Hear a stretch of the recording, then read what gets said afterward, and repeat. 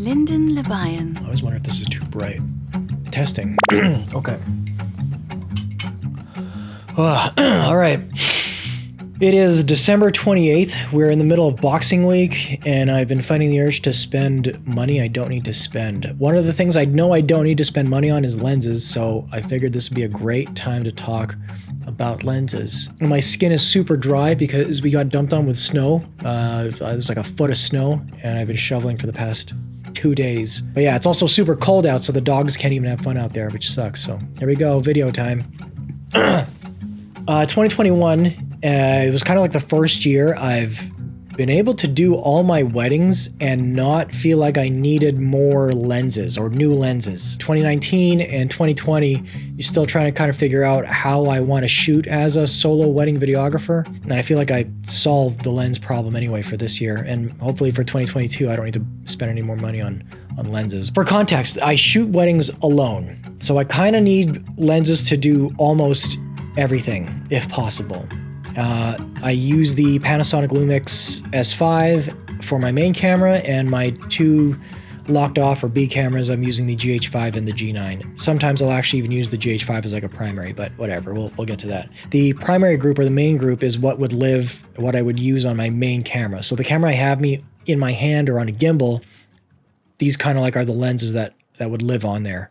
It's the Tokina 11-16 f2.8. I have the Sigma 18-35 f1.8 and the 50-100 f1.8.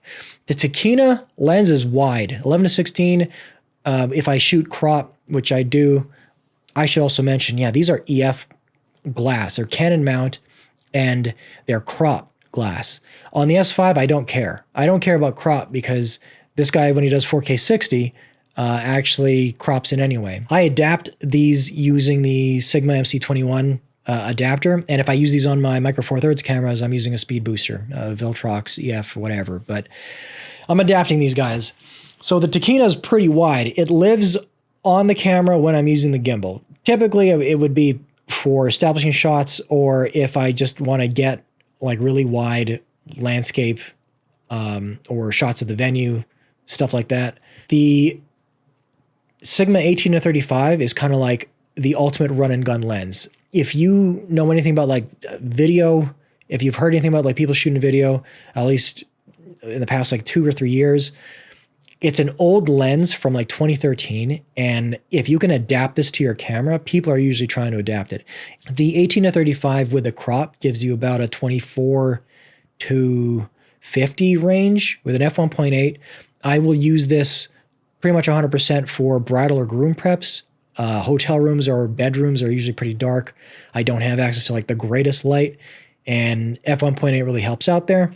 It's wide enough, and at 50, it's tight enough, I'll say. The 50-100 I kind of use sparingly. Usually it's locked off or on a monopod. 50-100 gives me like a 70-140 or 150 range. It's very tight, but again, the f1.8 is great for the low light scenarios where I don't have access to my own lights. Now, the second group is, I guess I'd call it like the ceremony kit, reception kit. This kit consists of the Lumix 12-35 f2.8 and the Lumix 35-100 f2.8. Now, Micro Four Thirds equivalencies, we multiply by 2. So the 12-35 is like a 24-70, and the 35-100 is like a 70-200.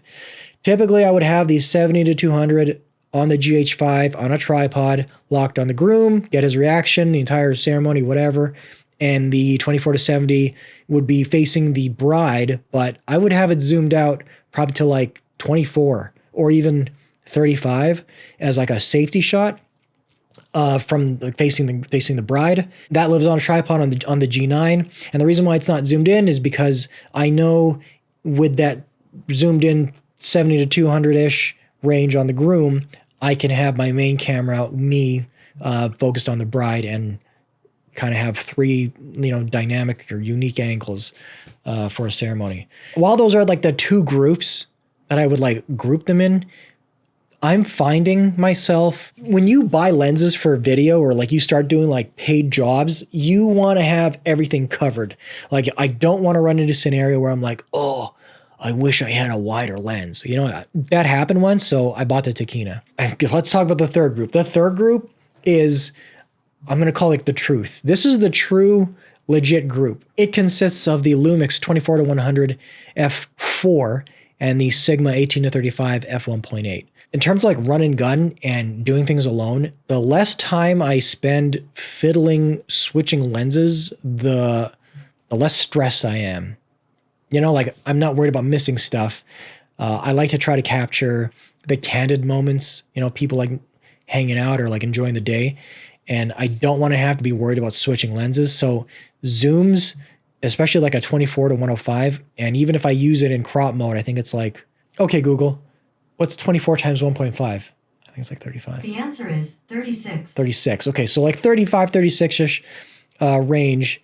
And that's actually plenty wide if I decide to shoot in crop mode with the 24-105. The f4 does limit me for any low light scenarios, but typically like weddings are, I don't know, the ceremonies anyway, typically are outdoors now or in really lit areas, so I don't mind it as much. The 24-105 in the later half of this year anyway, my latest weddings of 2021, it's pretty much been the lens that has been on the camera the most. And the 18-35 goes without saying, it's pretty much the perfect lens for crop modes or crop sensors anyway.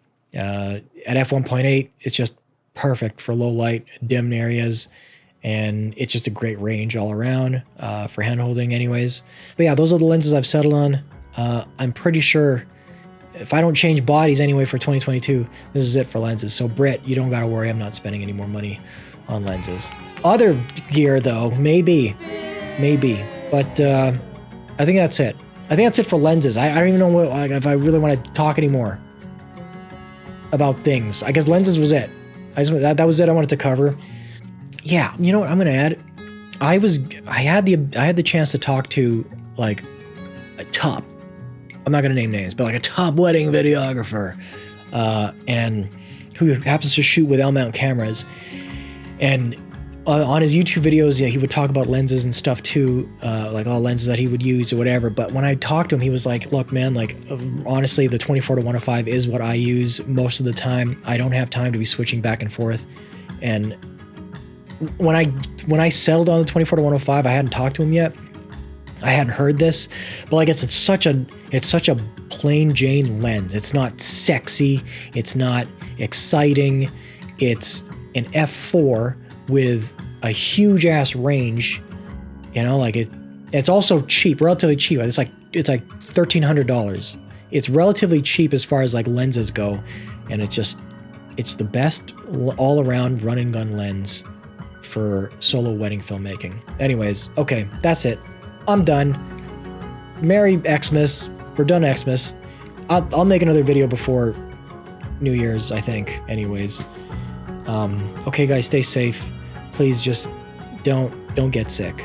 Okay, just don't get sick, and don't waste your money. Okay, bye, guys. Bye.